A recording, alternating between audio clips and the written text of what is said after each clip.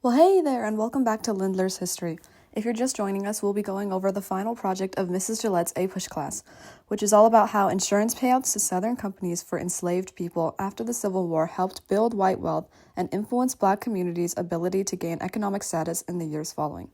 This question is pretty loaded, but it mainly consists of three topics: the impact of insurance payouts, how whites maintained economic dominance, and what economic challenges Black communities had to face. If you're ready, let's get them brain cows milked.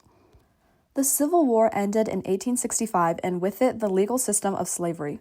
But despite emancipation, white Southern elites retained land, political power, and increasingly, economic support from industries that had profited from slavery, including insurance. Meanwhile, freedmen had little to no access to land, education, or wealth.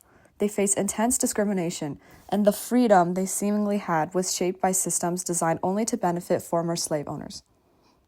Before the Civil War, major insurers like Aetna and New York Life issued policies that allowed slaveholders to insure enslaved people, not as people, but as property. According to the California Department of Insurance's Slavery-Era Insurance Registry, over 150 slaveholders filed insurance policies, with around 660 enslaved people named as insured property. These payouts would compensate owners for death or damage to their enslaved laborers. One policy from 1733 by the London Assurance reads, "Free from the death of slaves, either natural, violent, or voluntary, £800. This system helped protect and preserve white wealth, even after slavery ended. Many insurers have since also denied or distanced themselves from these policies, claiming that their records were destroyed or unrecoverable. Others, like Royal and Son Alliance, admitted that their early directors profited from the transatlantic slave trade. Despite this, no reparations were made to the descendants of the insured, only to the slaveholders who cashed in. After emancipation, many freed people entered into labor contracts documented by the Freedmen's Bureau.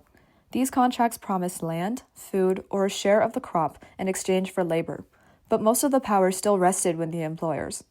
White employers often retained legal control and manipulated contracts, leaving Black workers trapped in cycles of debt. Freed people were responsible for their own clothing and medical costs. Meanwhile, employers provided the bare minimum: tools, land, and sometimes food. This setup allowed white employers to profit from Black labor without owning them directly. Although legally free, many Black Americans also worked under conditions nearly identical to slavery. Systems like sharecropping, debt peonage, and Black codes kept them in economic chains. As one Freedmen's Bureau report notes, contracts promised fair work, but it's unclear whether those agreements were honored. Employers could withhold wages, deny proper shares of the crop, or evict workers without consequence.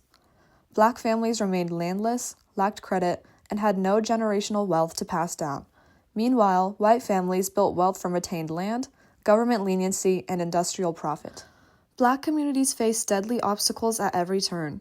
Jim Crow laws blocked education, voting, and job access. KKK violence, poll taxes, and literacy tests kept them from advocating for land reform or fair wages. Industrialization worsened the gap. While new factory jobs emerged, Black workers were often excluded or underpaid. Even when they migrated north, as seen in the 1917 East St. Louis riots, they were met with violent resistance. A former enslaved man, Fountain Hughes, described it clearly in an interview at age 101. "We were treated like dogs, and that thinking never leaves a person." So, to what extent did insurance payouts help build white wealth and harm Black progress?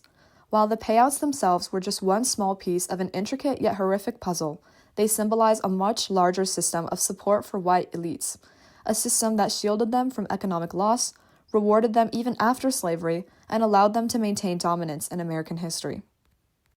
At the same time, Black communities were excluded from wealth-building opportunities, burdened with unfair labor systems, and violently kept from progressing. Overall, this will lead to a lasting racial wealth gap that doesn't just tie to America's history of slavery, but also to how we choose to handle freedom, which is supposed to be the basis of this country.